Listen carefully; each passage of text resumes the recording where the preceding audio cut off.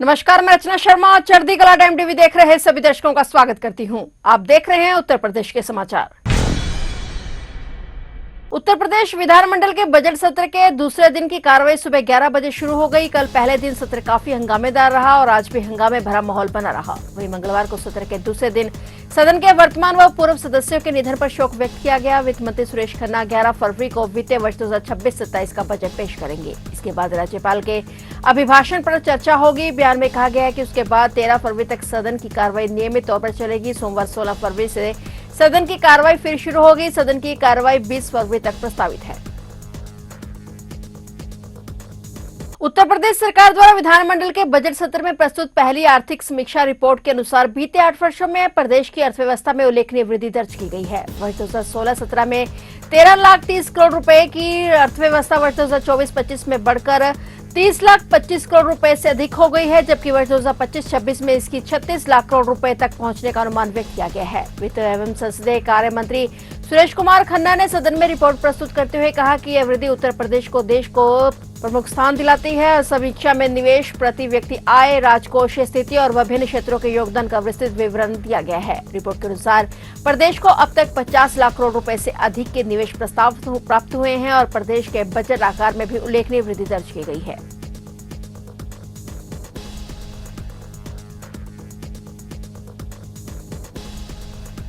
जौनपुर में कोडेन युक्त cough syrup मामले के मुख्य आरोपी भोला प्रसाद जायसवाल को दीवानी न्यायालय स्थित सीजीएम कोर्ट में पेश किया जा रहा है। आरोपी की पेशी को लेकर पुलिस प्रशासन पूरी तरह से अलर्ट है और कोर्ट परिसर में सुरक्षा के कड़े इंतजाम किए गए। आरोप है कि शुभम जायसवाल के पिता भोला प्रसाद जायसवाल ने फर्म शैली ट्रेडर्स के माध्यम से जौनपुर जिले की 12 अलग अलग फर्मों के नाम पर करीब 42 करोड़ 50 लाख रुपए का कारोबार किया। औषधि विभाग की जांच में सामने आया कि इन फर्मों के जरिए बड़े पैमाने पर फर्जी बिलिंग की गई और भोला जायसवाल की गिरफ्तारी के बाद इन 12 फर्मों की वैधता और उनके द्वारा किए गए लेन देन पर सवाल खड़े हो गए हैं। पुलिस और एसआईटी की यह जांच कर रही है कि इन फर्मों का इस्तेमाल कोडेन युक्त कफ सिरप के अवैध कारोबार के लिए किया गया या नहीं। इस केस में भोला जायसवाल, विकास नासवे और अंकित श्रीवास्तव की गिरफ्तारी के बाद जिले के दवा व्यापारियों में दहशत का माहौल है। माना जा रहा है कि आने वाले दिनों में और भी बड़ी कार्रवाई हो सकती है। पूरे मामले पर कोर्ट के अगले आदेश पर सभी की निगाहें टिकी हुई हैं।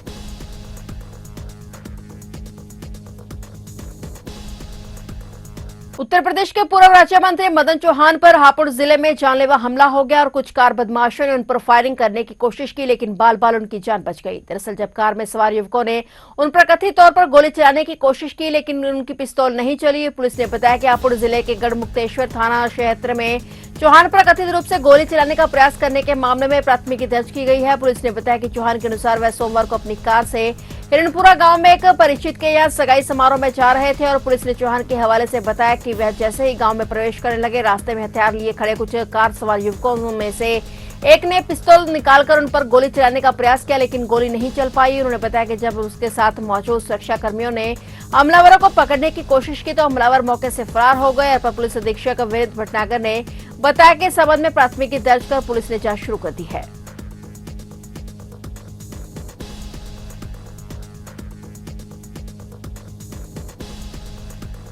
जौनपुर के सरायख्वाजा थाना क्षेत्र में पुलिस और गो तस्करों के बीच मुठभेड़ हुई। पूर्वांचल विश्वविद्यालय के पास देवकली नहर के समीप हुई इस मुठभेड़ में एक अंतर जनपदीय गो तस्कर के पैर में गोली लगी, जिसके बाद उसे गिरफ्तार कर लिया गया। हालांकि उसका दूसरा साथी अंधेरे का फायदा उठाकर फरार हो गया। सरायख्वाजा पुलिस संदिग्ध वाहनों और व्यक्तियों की चेकिंग कर रही थी और इस दौरान एक सफेद पिकअप में सवार 2 संदिग्ध व्यक्तियों ने पुलिस टीम को देखकर भागने का प्रयास किया। पुलिस ने उनका पीछा किया तो पिकअप सवार बदमाशों ने पुलिस पर फायरिंग शुरू कर दी। पुलिस ने तत्काल कंट्रोल रूम को सूचना दी और बदमाशों का पीछा जारी रखा। पुलिस से घिर जाने पर पिकअप सवार बदमाशों की गाड़ी देवकली नहर पुलिया पर अनियंत्रित होकर टकरा गई। आत्मरक्षा में पुलिस टीम द्वारा की गई फायरिंग में गोली बदमाश के पैर में लगी। पुलिस ने गिरफ्तार बदमाश के कब्जे से एक तमंचा, एक कारतूस और एक खोखा और एक पिकअप बरामद की है। पुलिस आगे की कानूनी कार्रवाई कर रही है।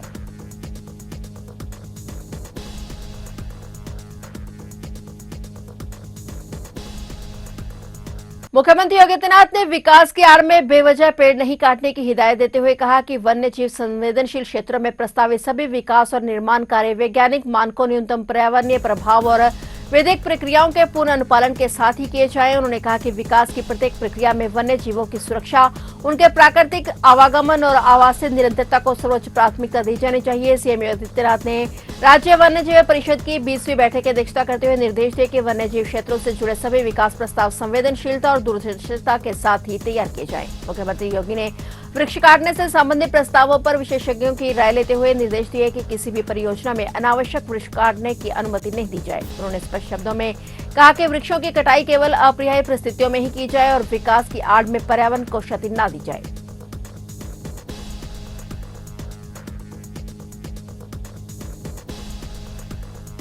उत्तर प्रदेश के इटावा जिले में एक और पति मारा गया है। इटावा की भड़थना कोतवाली इलाके के गांव पड़ियापुर में ट्रक चालक का शव सुबह उसके घर के बाहर लहूलुहान हालत में मिला। चालक की कुल्हाड़ी मारकर हत्या की गई है। सिर, गले और चेहरे पर कुल्हाड़ी के कई वार किए गए थे। पिता ने शव पड़ा देकर पुलिस और परिजनों को सूचना दी। घर से ट्रक चालक की पत्नी और उसकी बच्ची भी गायब थे। पिता ने बहू और उसके प्रेमी पर हत्या का आरोप लगाया है। उसकी तहरीर पर पुलिस ने मृतक की पत्नी, उसके प्रेमी और एक अन्य के खिलाफ प्राथमिकी दर्ज की है। सूचना मिलते ही पुलिस अधीक्षक, प्रभात निरीक्षक और फोरेंसिक टीम मौके पर पहुंची। घटनास्थल का मुआयना करने के बाद पुलिस ने घर के बरामदे से खून से सनी कुल्हाड़ी बरामद की। शुरुआती जांच और परिजनों के बयानों के अनुसार हत्या के पीछे अवैध संबंध का मामला सामने आ रहा है। पुलिस ने सभी आरोपियों के खिलाफ मामला दर्ज कर उनकी तलाश शुरू कर दी है। पुलिस का कहना है कि परिवार द्वारा बताए जा रहे अवैध संबंधों के पहलू की गहनता से जांच की जा रही है।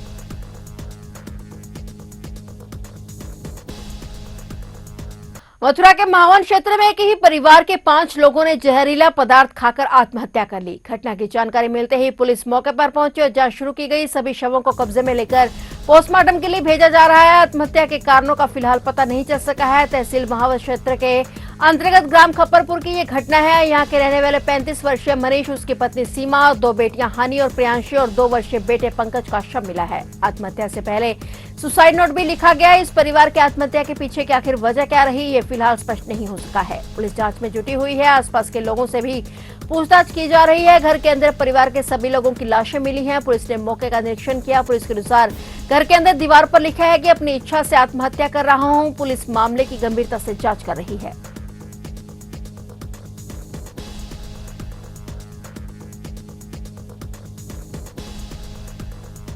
फिलहाल उत्तर प्रदेश के समाचारों में इतना ही। और नए समाचारों के साथ फिर से हाजिर होंगे। तब तक के लिए देखते रहिए चढ़ती कला टाइम टीवी और मुझे दीजिए इजाजत। धन्यवाद।